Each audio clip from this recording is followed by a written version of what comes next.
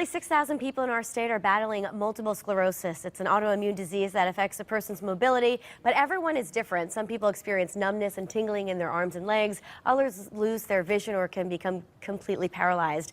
That's why clinical trials are so important to learning more. Joining me now are Lisa Gerald, the CEO of the National MS Society Connecticut chapter, and Dr. Jeffrey Gross from the Associated Neurologists of Southern Connecticut's MS Comprehensive Care Center. Thank you both for being here. Thank you for having us. All right, doctor, let's start with you. Tell us, if you can, what is MS?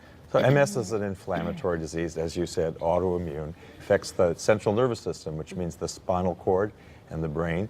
And so any neurological function can show up as a result of MS.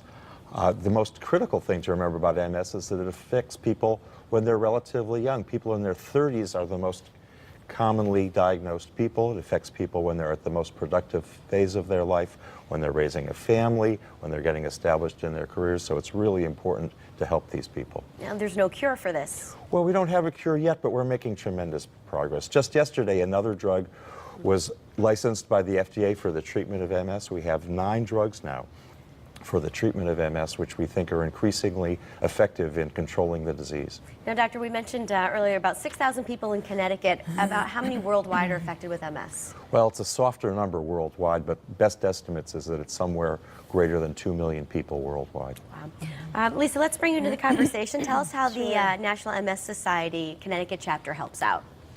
We help people with MS in many, many different ways. And one of the major ways is through the programs and services that we provide for people affected by MS.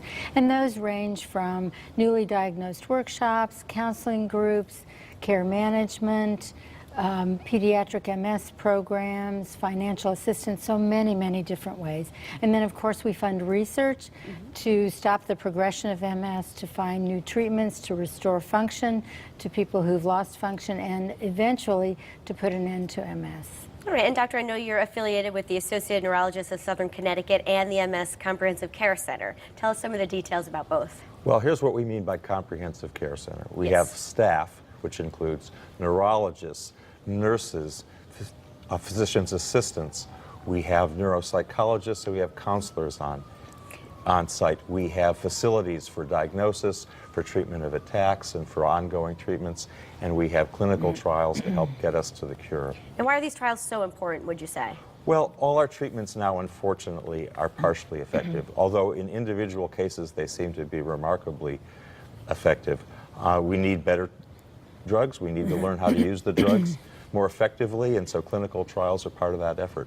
Very good. Now, Lisa, coming up in 3 weeks, we have the biggest event, the biggest fundraiser. Absolutely. It's Walk MS. I know it has 12 different sites. Tell us some of those details. Sure.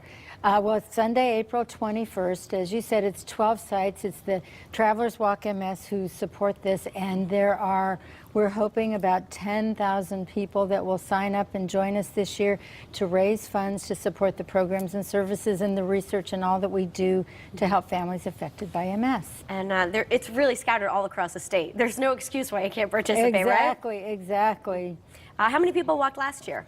Last year we had about 10,000, and we're hoping to have more than that. And I know that people are still focused. Here it is the end of March, such cold weather, but the weather is going to change. We're the first walk of the season. It's going to be a gorgeous day. So we hope that people will think more about joining us for the first walk of the season and make a difference for people with MS. I know you have a couple of News 8 team members out in the field, right? We do. Darren Kramer, once again for the 6th year, is our Grand Marshal, and Gil Simmons, and he'll be in Manchester this year, actually. Oh, that's a change, right? Yeah, it is a change. We're trying to move the action around a little bit, and then Gil Simmons will be in West Haven this year, which is exciting. We're pleased that they're both involved again. Sounds great. Now, do you have to pre-register? I know you recommend that, but can you come day of? You can, but we'd like people to register because afterwards there's a wonderful party, and we have Subway sandwiches and Coca-Cola, our sponsors, and it's good to know how many people are coming so that we have lots of food.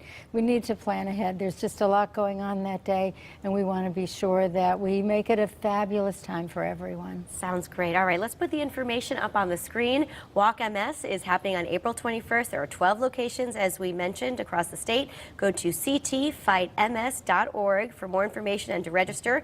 And for more information on Associated Neurologists of Southern Connecticut and the MS Comprehensive Care Center, you could simply call 203-333-1133. Doctor, thank you so much for being here as well. Lisa, thanks so much. All right, stay with us.